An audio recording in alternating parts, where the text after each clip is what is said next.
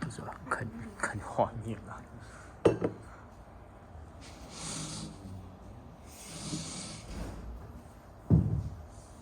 Let's back to our lecture.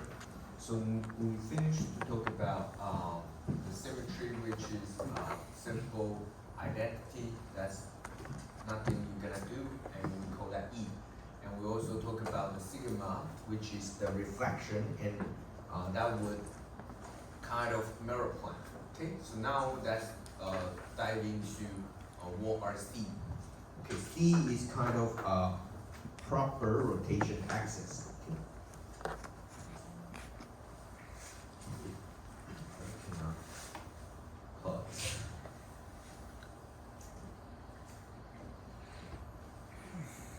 Okay, it's proper rotation axis, and we use C to like as the symbol. Okay, so sometimes you will see C2 and you probably see 3 on the top. Okay, so what's that mean? So you can see the definition over here. So the N over here indicates what's the fraction of a circle of rotation. For example, C2 means they rotate halfway around or 300 degree divided by 2. So now you know that C2 means you're gonna rotate 180 degree. And how about C3? Huh? 120, right? So how about C4? 90, okay? So, and then what's the meaning of this M over here? It's indicate how many times you repeat the operation. If no M is indicated, you can think like it just rotate for 1 time. But if there are 3 or 2, that means you're gonna carry out this operation for 2 times, or you're gonna operate for that for 3 times. Okay, so let's look at the example. So if you look at the molecule, which is the structure, which is something like this, so you know it will be the water molecule. So the water molecule, you definitely have one C2 symmetry operation over here.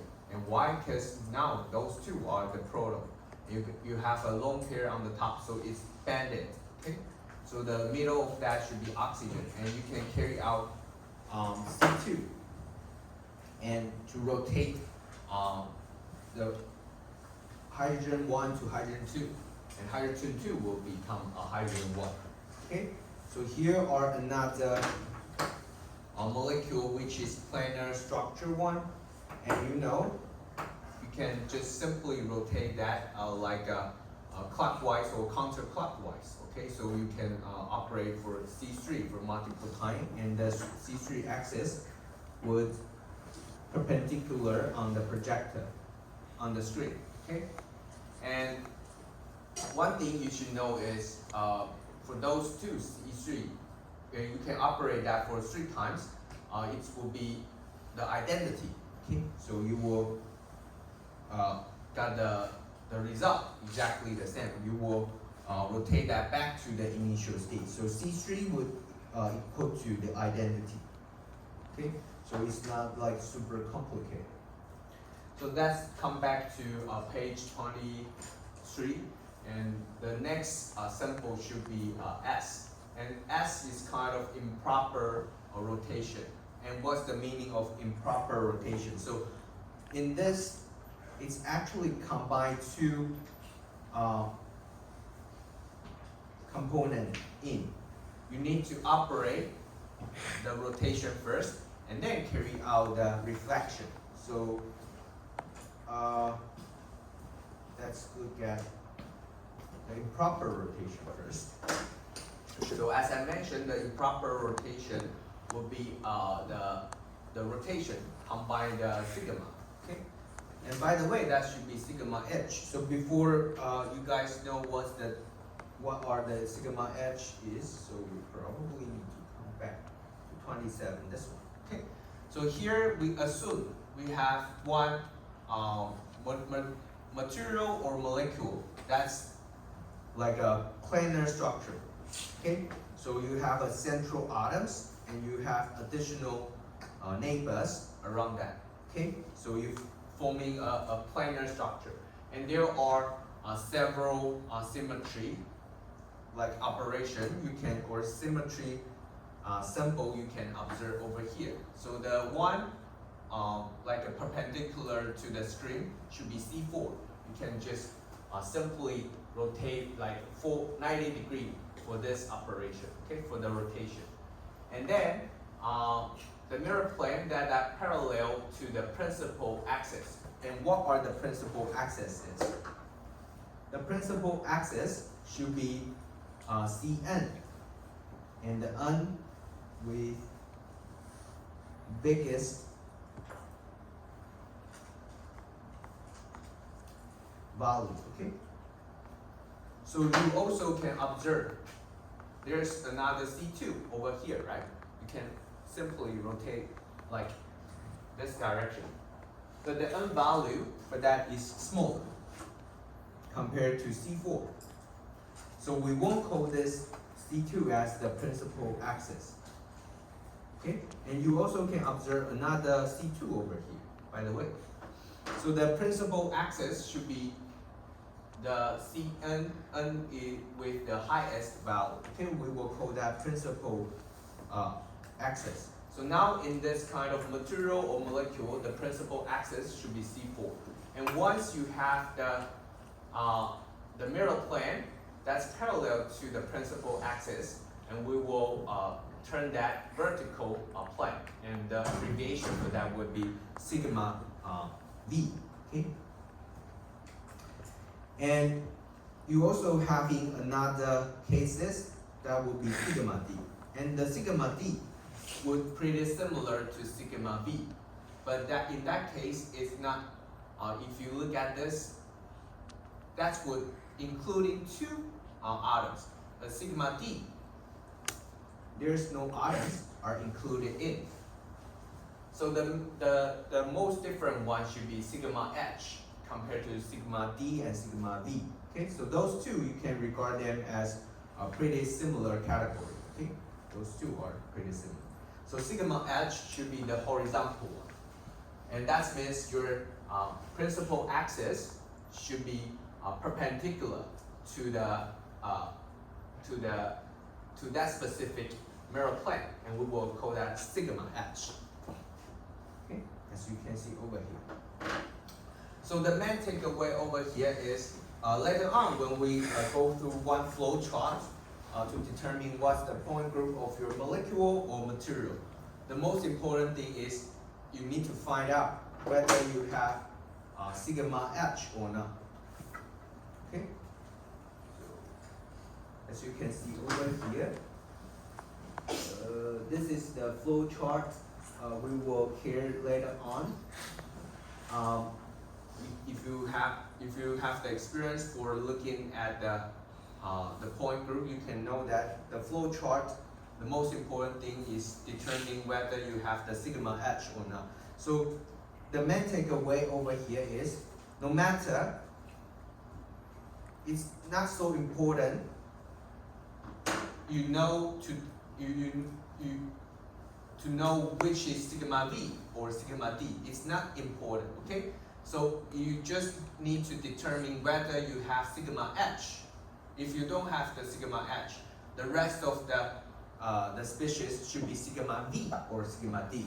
Okay, you just need to memorize that. Okay, so now what are the improper rotation? The improper rotation should include the sigma h in the operation. Okay, and for example, now we have a molecule over here, and it's not a good example. So let's look at this one first. So here we have a S6, and that's let me rephrase my words. So it's Fn.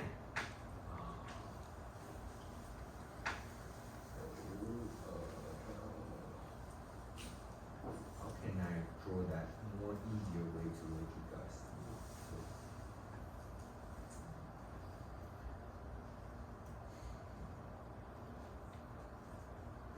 see? You guys know how to read this kind of symbol?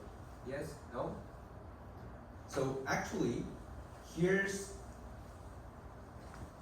one proton. They are lying on the string. And there's another proton that's like a penetrate out. And there's another proton like diving in.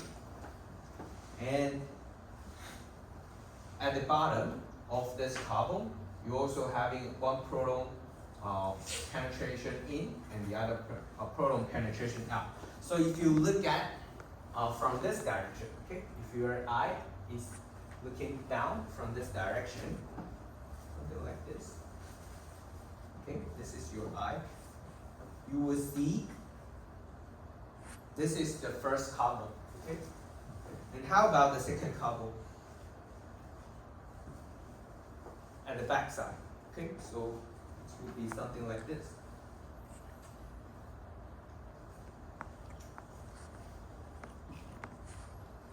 So let's use different color. Okay, so the back side will be the blue one, and the front side should be the red one. Okay, so if you look at from that direction, okay.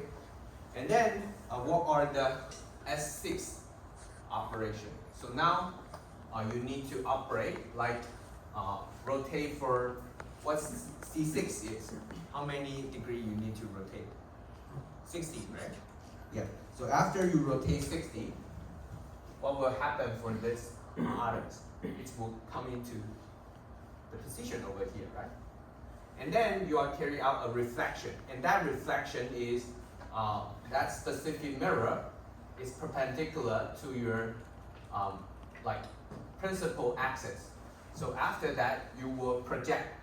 Now rotate to here. You project to the bottom, and those atoms, the blue one, would also rotate for 60 degrees and project to the front. So after this operation, you will get the exactly same geometry. Okay. So that's how the S operation carry out. So if you cannot really understand that, you can think like there's a triangular at the bottom, and here another triangular penetrate out. And you just rotate for 60 and project to the bottom, and the bottom one also rotate for 60, project to the front. Okay, so that's how the improper operation carry out. And then the one last one should be the inversion center. Inversion center, it's project, or you can think like it's kind of points, and you need to project along those points. So here are the good example. For inversion center, let's shift to 29.1. So we have this octahedral structure, and we have a points at the origin. So all those atoms can project along these points. So for example, now 3 will project to 5, 5 will project to 3, and 2 will project to 4, 4 will project to 2, and 6 and 1 will project to each other. That's means of projection, and we will call that inversion center. Okay. So those are quickly review what we told. We have several symbols. We have E, sigma, and C, and S, and inversion. Okay. So those operation is not so complicated. For example, we are doing nothing, or it's just like a mirror plane, and we just do the reflection and just like a rotation, how you rotate and how many times you're gonna rotate. And the S means like you combine the rotation and reflection at the same time, and the inversion center is something you just project along the points rather than along the mirror, just like the sigma over here. Okay? So, and the relatively important one should be this one. As I mentioned, you need to determine what are the sigma h's and what are sigma h. That's, first of all, you need to find out principal axis. And then the mirror, that's perpendicular to your principal axis, that's what we call sigma h. Okay? So after you got all those concepts, you are well prepared. And by the way, here are something we call that equivalent operation. Okay? So for S, you know, you can operate for multiple times to eventually get different kind of cases. And the plus over here means you can think like you are having one molecule that's penetrate out, okay? And whenever you carry out one S3, and what you're doing, you are rotating for 120 degrees and then project. And actually this one is different from this one. But why we need to confirm something over here is we want to let you guys know, for example, S3, if they operate for 2 times, is exactly the same for you carry out C3 for 2 times, okay? So you can go back and play with this for a little bit, to understand what are equivalent operations. So probably we just go through the first one first, the first operation over here. So S3 operate for 2 times, as you can see over here. Now you rotate for 120 degrees Celsius, not Celsius, 120 degree, and you need to project, so you will get the, it's penetrate out, and it will become penetrate in over here. And then you carry out a C3 again, it will penetrate out again. So this would equal to C3 for like rotate for 2 times, as you can see over here. Rotate to the C3, first one would rotate to here, but it's still like penetrate up, right? If you are C3. And then you carry out second C3, it would become something over here. And it would not like a super complicated cases, right? Because C3, like C result compared to S result, the only difference is sigma h. So you can think like whenever you project to project 1 time, and then you project it back to initial state. So you can just ignore that if the m is equal to 2. So that's the reason why you will see this kind of result. Okay? So again, you can go back and forth play with that to understand what's the meaning of equivalent operation. So the main takeaway over here is like, I just want you guys to understand whenever S3 operate for 2 times, it will equal to C3 operate for 2 times. And if the S3 operate for 3 times, it will equal to sigma S. And whenever it's operate for 6 times, it will become identity. Okay? So that's dive into the relatively important thing. So all the introduction previously is help you to know what are the flow charts over here. And now we want to determine the point group of your material or for the molecule. Okay? So what are those flow charts? And how can we operate for those flow charts? So for example, we have water molecule. And if we want to know what's the point group for this water molecule, we need to go through those examinations based on this flow chart. Okay? And on this flow chart, one thing you need to know is the part over here and the part over here, they are like extreme case. Okay? So for the molecule, if that eventually classified in this part, that means this molecule is highly symmetric, okay?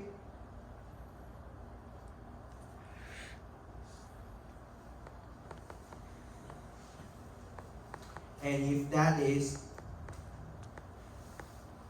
eventually classified in this part, we will call that highly asymmetric. So most of the molecule actually are belong to the green part over here, okay? And that's the most commonly seen cases. And let's look at the water molecule first.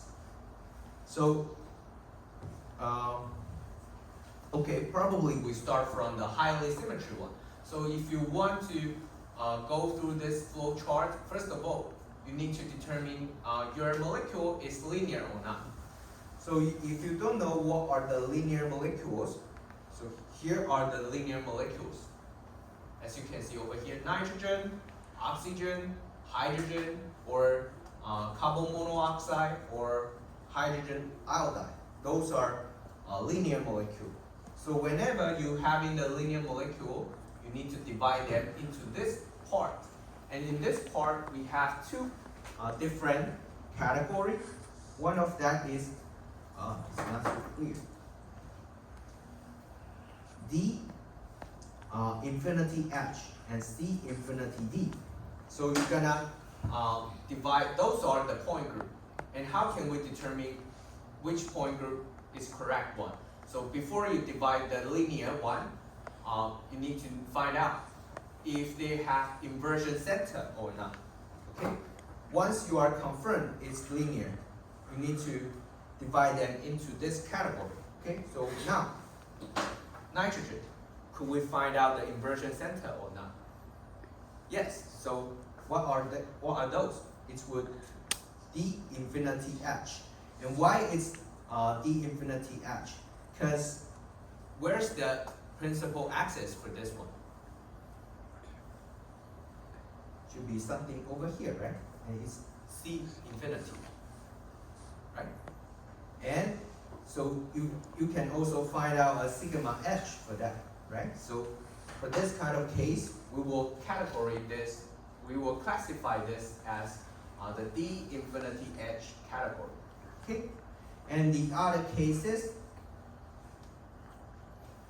this one, could you find out the inversion center for this one?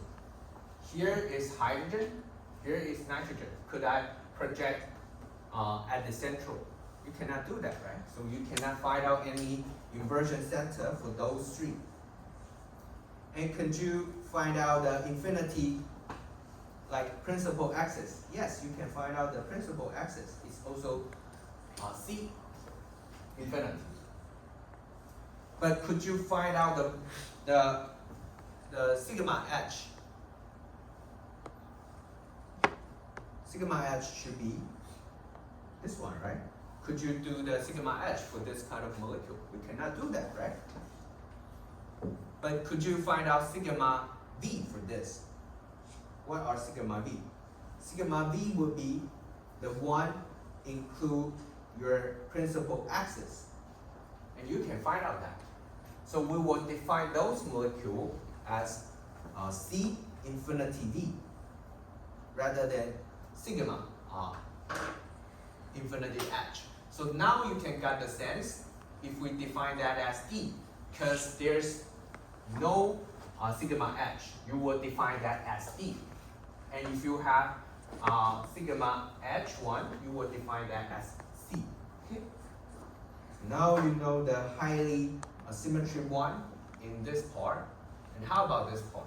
You know, some of the molecule, they have a specific geometry. For example, hopefully you guys learned methane before. Methane should be CH4, but it's kind of tetrahedral. And this kind of tetrahedral one is it's also kind of like highly symmetric cases. And there are several highly symmetric cases, like this three. you have tetrahedral, you have octahedral, or this kind of 20 equivalent facets cases, and you will categorize them into this part. So as you can see here, whether that's tetrahedral, octahedral, or IH, but those are really rare case, so you don't need to really care about those cases. Okay, so as I mentioned, most of the molecules are actually divided in this part. Okay, so if that is not like a linear one, and if that is not like a highly symmetry one, you would go through this part. Okay, so now let's look at water molecule. Water molecule, it should not be like linear, right? So you won't go through this part, and instead highly symmetry like a tetrahedral, OH or octahedral one, IH octahedral one. It's not, right? So you will go to this part. So now, if you having the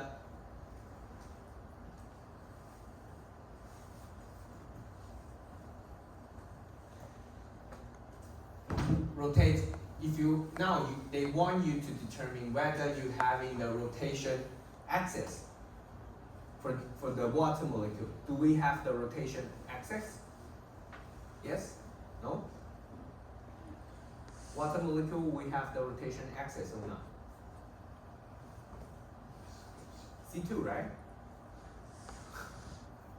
We have one from chemistry, but is there anyone from other department follow what I'm saying?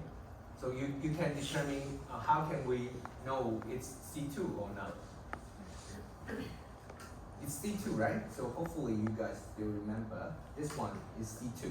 So you can having a principal axis over here, you rotate for 180 degrees, and you still can get the exactly same geometry after the rotation. So that would be the principal axis. So you definitely have the C2. So if you are having the C2, you need to go this flow chart over here. Okay? And now we look at what's the important thing for us. So we need to find out the principal rotation axis with the highest value for n. And that's the principal axis. So for H2O, what's the principal axis? Should be C2. Okay? So we need to, and then we need to find out is there any additional C2 that's perpendicular to this C2. So for this one, can we having the C2 over here? No, right? Because when you rotate like 120, then what's happened for the hydrogen? It will become something like this. It's not symmetry. You cannot do the symmetry operation based on this. So if it is not, you need to go this way. By the way, you know, if the answer is yes, you go to the black line. If it is not, you go to the red line, okay? If not, let's go to the red line over here. And then they are asking if there any sigma H in your German, in your molecule. If there any sigma H, what's the sigma H? The one perpendicular to your x-axis, to your principal axis. So that would be also something like this. Could you operate based on sigma H? No, right? So if not, then let's go to this direction. And now, if you don't have any sigma H, then you need to find out whether we have sigma V. So for H2O, we have sigma V or not? Sigma V, what's the meaning of sigma V? Sigma V is, you can think like, if there any plane that include your principal axis. Yes, we have that, right? So on the screen, that would be sigma V. So you will go to this direction. So eventually, how you define your C2, how you define your H2O, and what's the point group for that? It should be C2V. Okay, so I think we have another again the flow charts we have. We are trying to carry out the exactly same thing that I just mentioned. First of all, you need to find out principal axis and whether you're having the C axis or not. So you can carry out like C2 for the operation. And then you can find out the sigma V. And there are two sigma V actually. One of that is on your projector. Okay? The other one is perpendicular to this sigma V. So both of them are sigma V rather than sigma H. So based on this, you eventually follow the flow chart, you will get the C2V result for this molecule. Okay? So now, all the molecules, we try to find out what are their point group that is. And then, we will use that point group to construct the character table later on. So now, after you got the sense how the flow chart working, could you try to determine those three molecules and to let me know what's the point group for those molecules? Okay. By the way, you know what's the resonance, right? So those three cases, actually the electron are resonance in between. Right? That's some additional points over here. Okay? So let me get rid of those additional points. So those are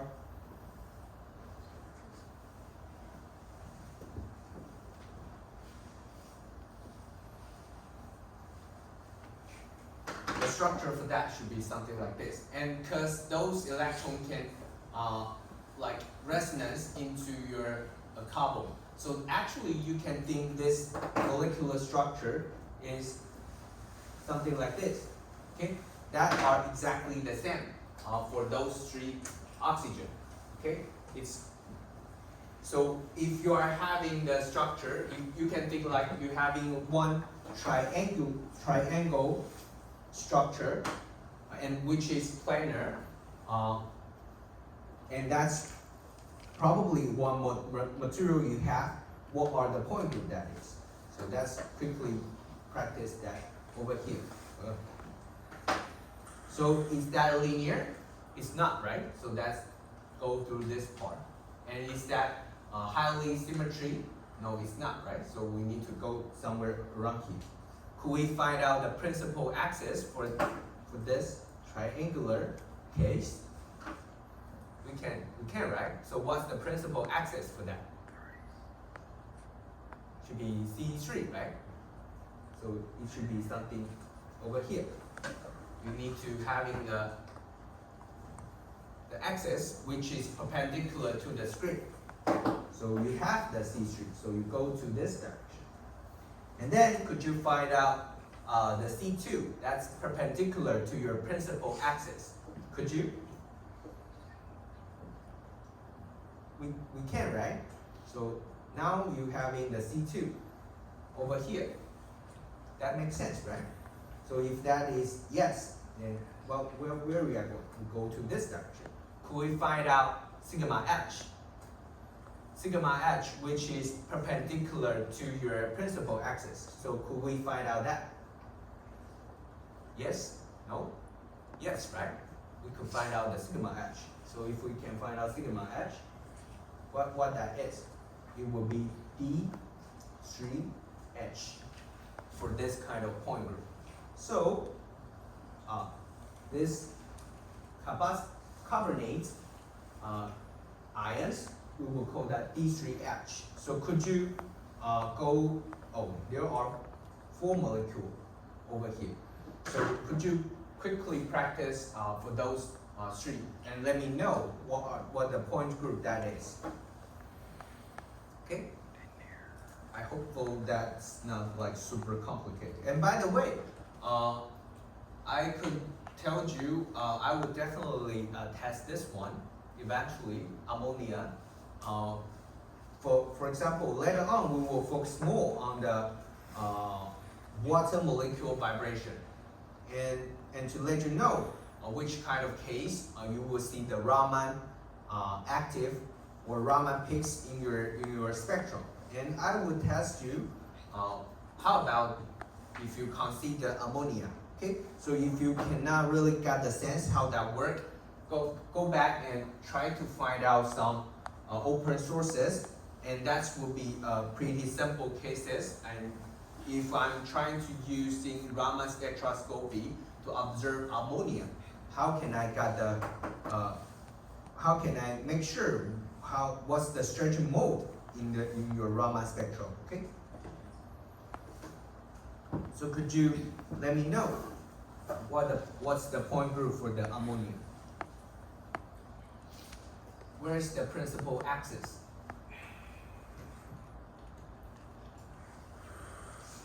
Should be, it's not C2. By the way, you guys know how's the structure this look like, right? It's similar to tetrahedral. So you have a lone pair over here, so it's like a pyramid. Although pyramid is like a square at the bottom, but it's triangle at the bottom. So what's the principal axis for that? C3, right? C3 over here. And after that, you can think like most of the case is considered in the green part, because it's not linear, it's not highly symmetry. So now what should we consider? Is there any axis, C2 axis, perpendicular to your molecule? Could we find out C2 perpendicular to this principal axis? Could we? No, right? So if not, let's go through the flow chart. We need to go this direction. Could we find out any sigma H for the ammonia? No, right? So then we need to go to this one, this part. Could we find out sigma V? Sigma V is the mirror plane, include your principal axis. Could we find out that? We could, right? So we go to this direction. So what are this? It should be C3V for the ammonia. Okay. So this should be D3H, C3V, and how about those two?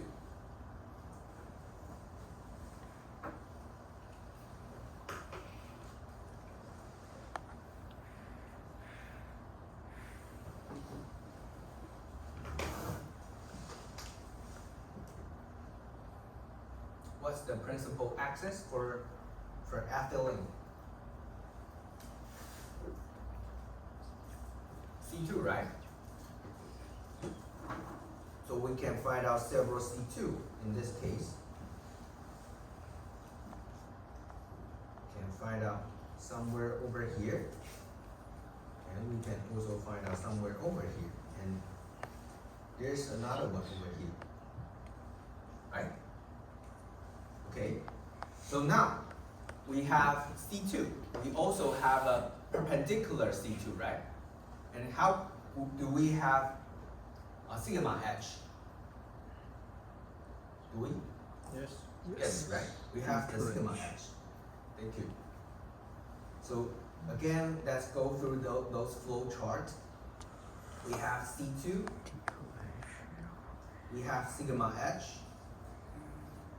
Then we can just define that D2H, right?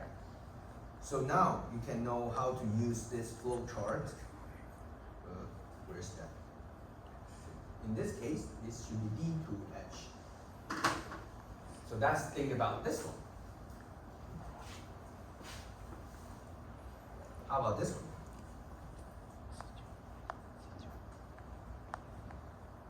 So you can find out C2 over here. But could we find out C2 over here? No, right? We cannot. And how about the one over here? We also cannot find this, right? Those two, we cannot.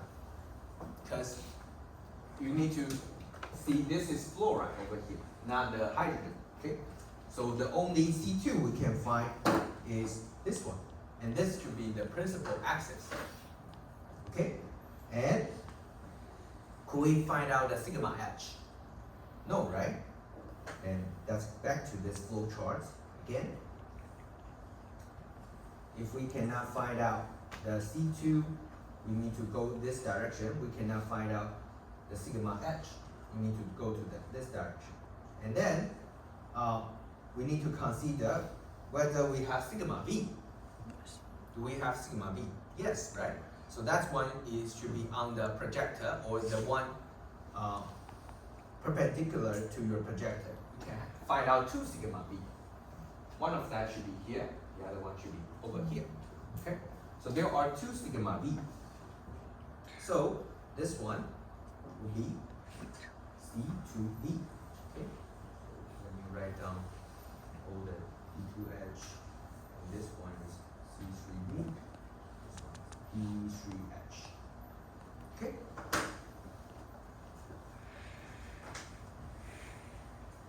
Okay. So let's look at the other 2 cases. So here are the ferrocene.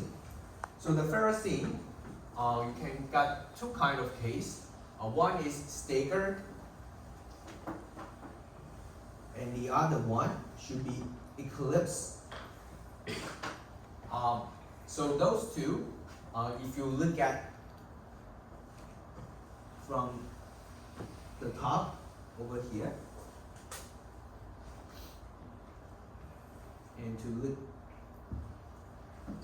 look to the down, you will see the spectrum, the geometry on the right hand side.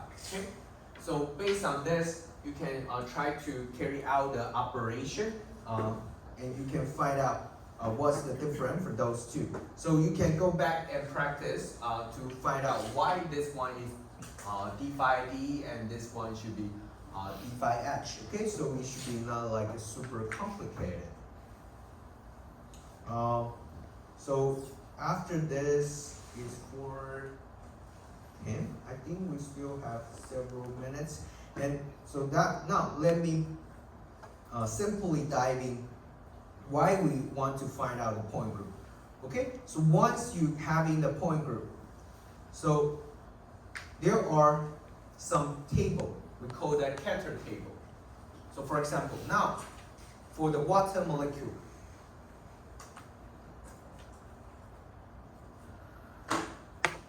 we having the water molecule, and after you going through this specific flow chart, you would know what's the point group for the molecule, or you can also determine based on the material.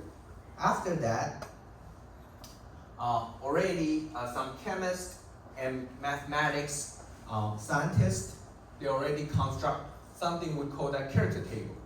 And this character table, you have lots of information on this table, and that can help you to understand what's going on for the Raman stretching. So, for example, this molecule, you can define several like axes for those atoms. So you can also define several axes for those atoms. And should be x, y, v, x, y, v.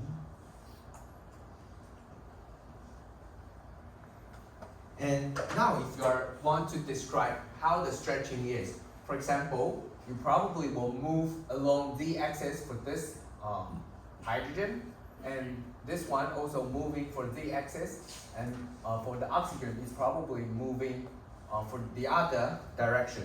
Okay? So what are the character table doing? They are, for example, we have on this table, we have several functions over here, and those functions are trying to describe the vector of your atoms. Okay? So you can regard this, they are trying to use those vector to describing your atom stretching or rotating or even vibrating, how that works. And using that specific motion and correlated to the symmetry operation, and those are the result, whether under this kind of operation, whether this is symmetry or not. So if that is a little bit complicated for you guys, we look at one example over here. So you can think like,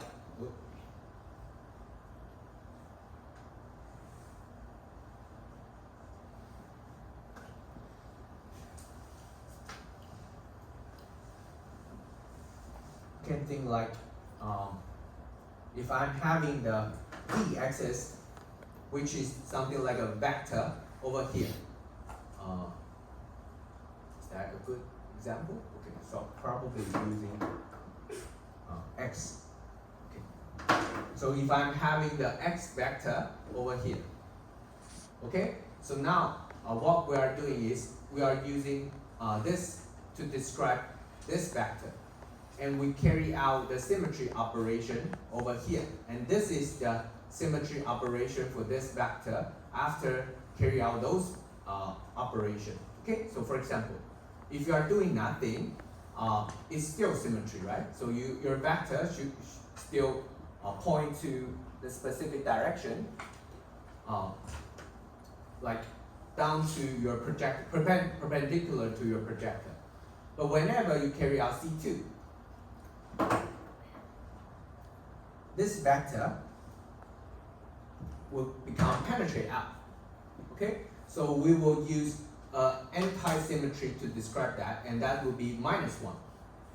And now, if you carry out the mirror plane, that's sigma xz.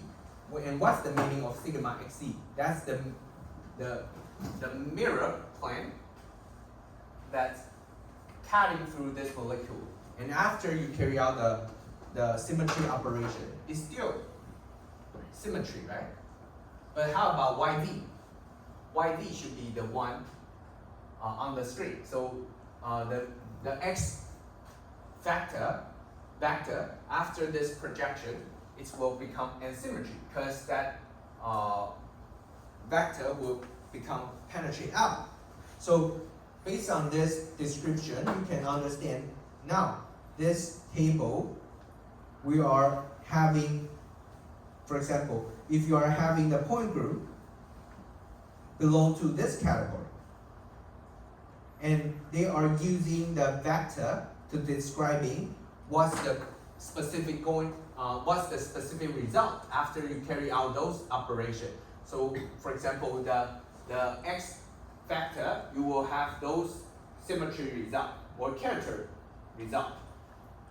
And y vector, you will have those results. Z vector, you will have those results. And how about x, y, y, z, and x, z over here? They are describing the plane. Okay? And the character table not only can describing for vector, okay? You can also describing for your orbital. So for example, the water molecule, they also have a py, pz, px. So you can also using those p orbital based on the symmetry operation over here. So the d orbital, so